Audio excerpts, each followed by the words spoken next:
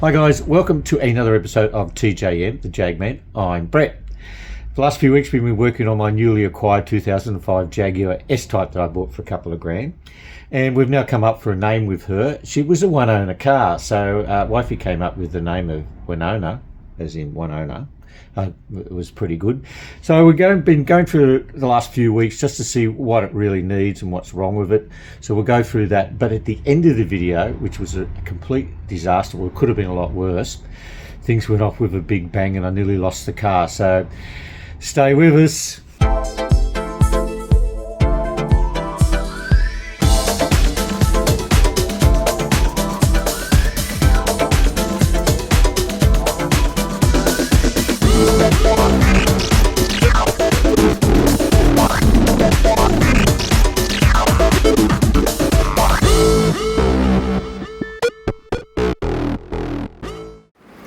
Well, it's a few days later since we had the transmission overhauled or looked after, and so she's in my nice cosy garage in the Big Smoke with Delta, the V12 S3. She's looking pretty good in here too. Two different cars in this garage for change, and it's pouring down with rain outside. It's just ridiculous. I can't do anything. Can't even take the dog for a walk. She's been inside with a 24-hour bladder. But anyway, I was starting to do some polishing on this thing to see if it would come up any better. And it doesn't. I can't get the shine any better than it is, because it actually looks pretty much like new. But what I'm trying to do, and I've got to get these, I can't get over to the other side there because it's just too narrow in this garage, is get these seat covers off. And man, I don't know how long they've been on there, but they've been fitted by a professional, not just something that was bought from super cheap autos, and I can't do it with one hand. But I want to clean all the seats and get this thing looking really smart. It almost looks brand new as it is, but getting it cleaner than clean. And fix a few little things. Since I've owned it, there's a few little things gone wrong. I've got it off, and that seat almost looks like brand new. I'll clean it up with a bit of leather conditioner and cleaner. As with all the leather, I'm going to do that. That's nice too. I like the idea of that, but it never goes back. It's all, oh shit. God, it's going back. We'll pretend we didn't see that. And really, really good quality sheepskin covers, but they're old, and you know, am I going to keep them? I probably will keep them, but how many do you keep? Okay, let me go through some things that are not working. You don't even need to have to do that. Boot button.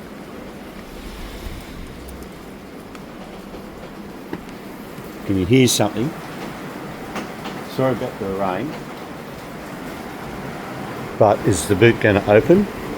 No, the motor's gone in it, which is a bit of a pisser really. I can open it by key, but I'm not even going to take that motor out yet because I know it's not going to be repairable. We'll just, I'll just see if I can get one from the wreckers. So that's one thing. Really, I don't know how that's not broken there. I hate that. The cover's missing off the mirror. It's only a little thing, but why wouldn't you keep it just in the glove box or something instead of so it can be repaired? While that's only a spectacle holder, a wooden holder, decent set of sunglasses, it doesn't open. Well, I might have to force it open, but I'm not too worried about that. I've been having to play around with this navigation system, and I guess they're 20 years old, but they're okay compared to what today's standards are. I keep trying to put in my Jag Cave address, which is an hour and a half, or AL, 40 minutes, and you press, it keeps going to Sydney to Brisbane, no matter how many times I reset it and change it and put the route. It comes up, and it is so slow. It is so slow that you wouldn't even bother with it. You'd spend 20 minutes getting your route prepared before you actually take off. But it is touchscreen. I guess 20 years ago I was probably still using hard copy maps. So it has a navigation system. You still have map lights. but driver's light doesn't work, driver's one doesn't work. That's probably because it's thinking of telling you need a map.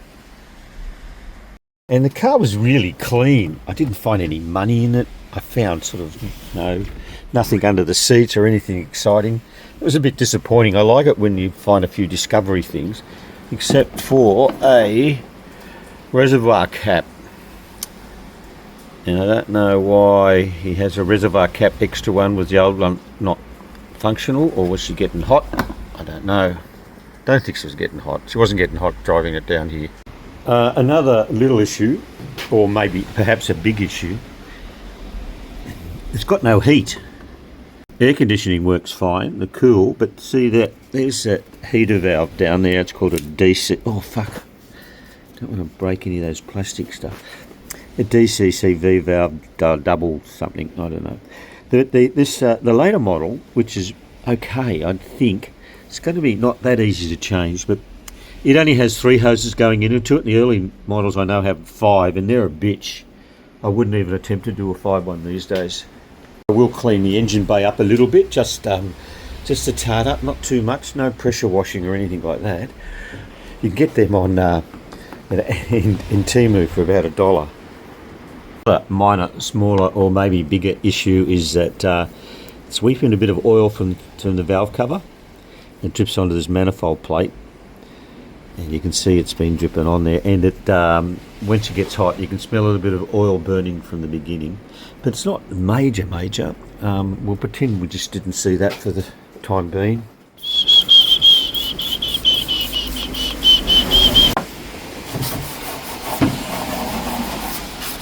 Got one owner in the garage, Winona, and I've got Tom from Jim's Scratch and Dent with me, and he's having a cup of tea at the moment, but he's going to fix our little scratch that we have down there. He's already done some work on it. How are you, Tom? I'm still breathing. Mate, we have to stop meeting like this. I know. The bank's starting to get suspicious. It's your wife I'm worried about. Oh, yeah, you're all right. It's the bank I'm worried about. Oh, right. Yeah. Anyway, so he's going to do that. So here's a bit of before. He's already knocked it out a little bit. And when he's finished, we'll show you the end result. Tom's put as minimal filler on there as possible. It's still meant to be sanded back, but it's going to look good. Well, primed up and ready for some colour. That's looking pretty special. Okay, all wrapped up and ready for some paint.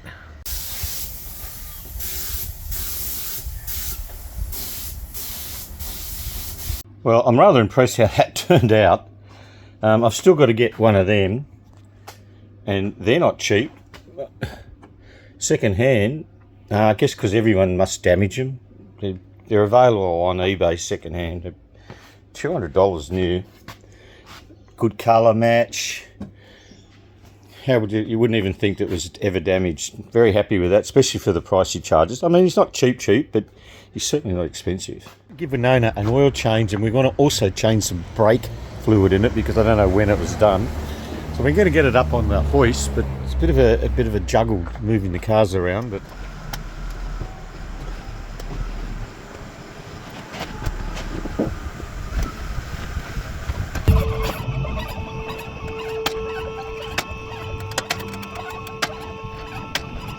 well, let's do a little bit of inspection on the bushes and everything there, because these things are pretty heavy duty on suspension parts, and I've seen some ugly examples in my past, but we'll just go from the back to the front.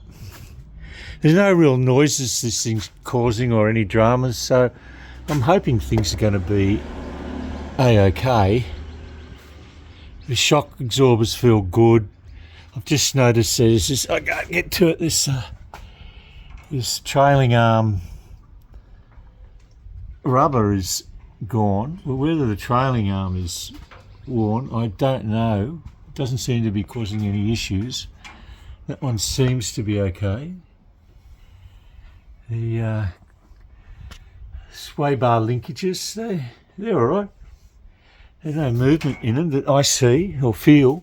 There's no rattles in the car. Mind you, it's best to jack it up so there's no weight on the wheels. Unfortunately, I'm not going to be able to do that.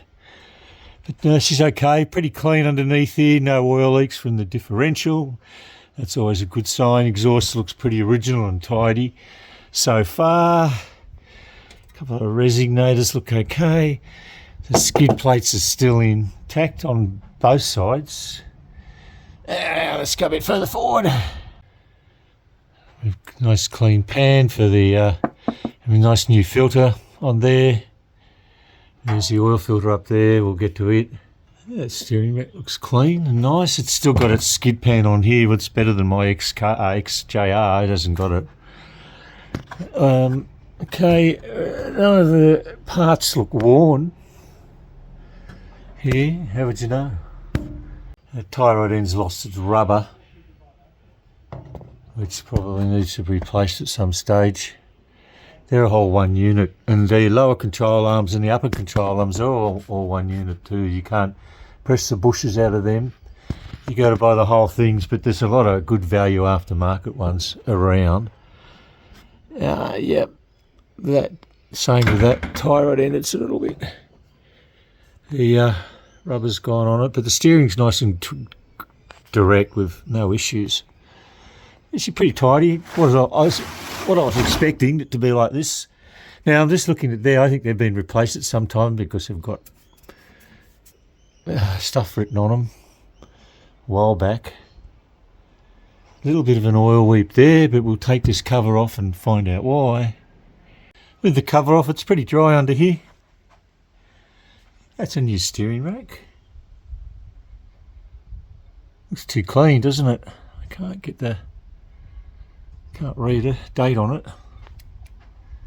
Okay, it don't seem to have any leaks from the air conditioning, which is another good thing.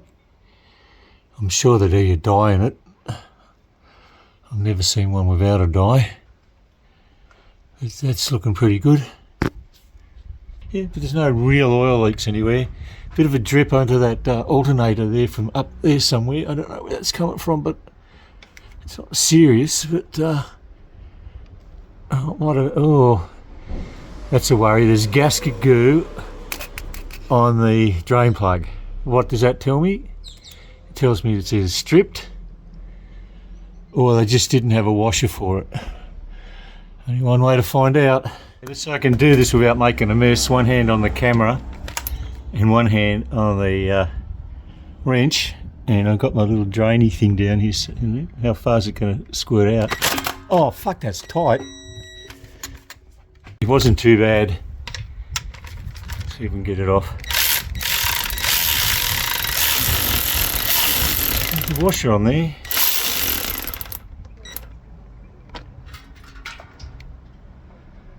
Yeah, I've got one drop on the floor, but that's about it.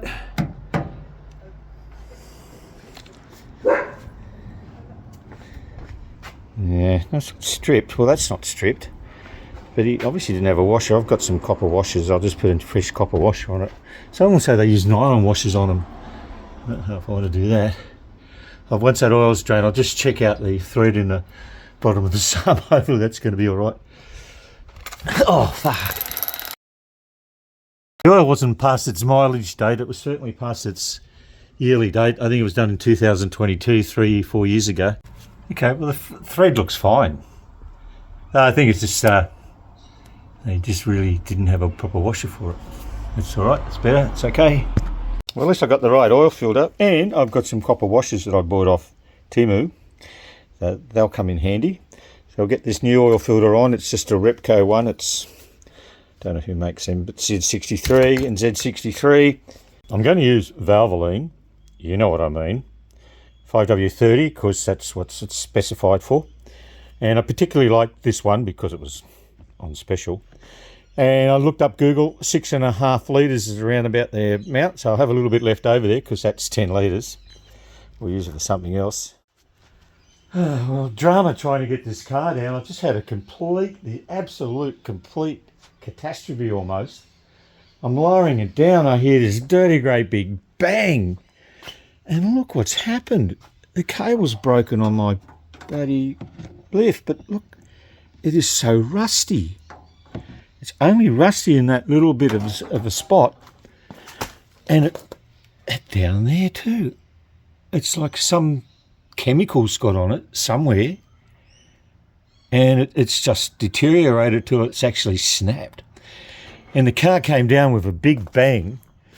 but it's locked in position. I can't get it down from there. So I don't know what to do. I've got some big ramps back in the other garage. Fortunately, I think those ramps would be sufficient enough to hook onto there, so I can at least roll the car off. I'm not going to be able to do that until next Saturday, and it's Wednesday up here now, which means I've lost a stack of garage space and I've got cars floating all over the bloody place. I don't know what to do. I don't know what to do. That's a disaster. I don't know how it would have happened. I'll have to work out where that cable actually was positioned when that hoist is up on its top, because that's where it normally lives. So Valvoline, you know what I mean, is not going to go in there today. You truly wonder how that would happen. At the front, I could understand that there'd be more chemicals and things that would drip on the car, but there's nothing that drips on the back of the car. And I don't know where that cable will sit when this hoist is right up.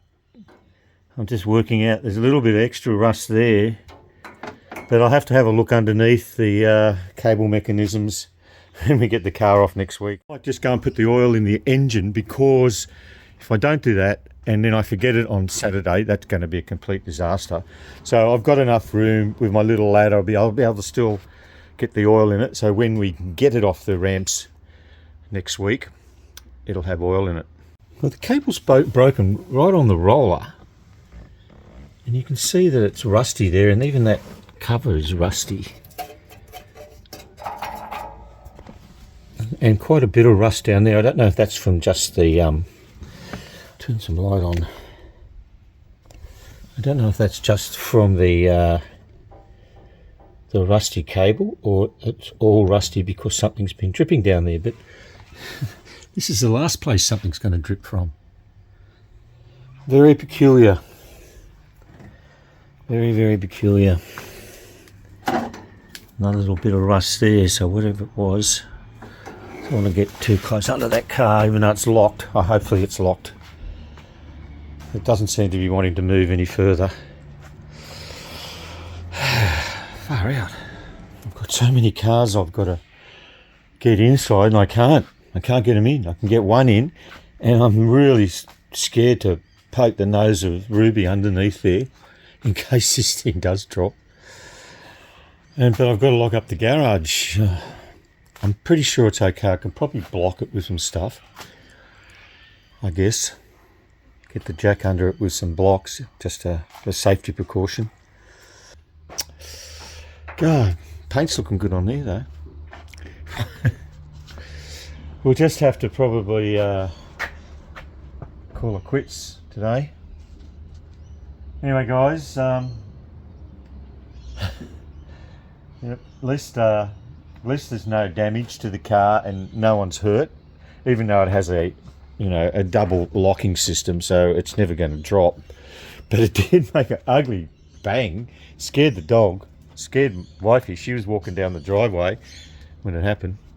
So let's call it quits, guys. If you like the video, just give it a thumbs up. If you haven't subscribed, you can do that too. And if you want to leave a comment, especially about this thing, I love hearing from you guys, and we'll catch you on the next one. Cheers.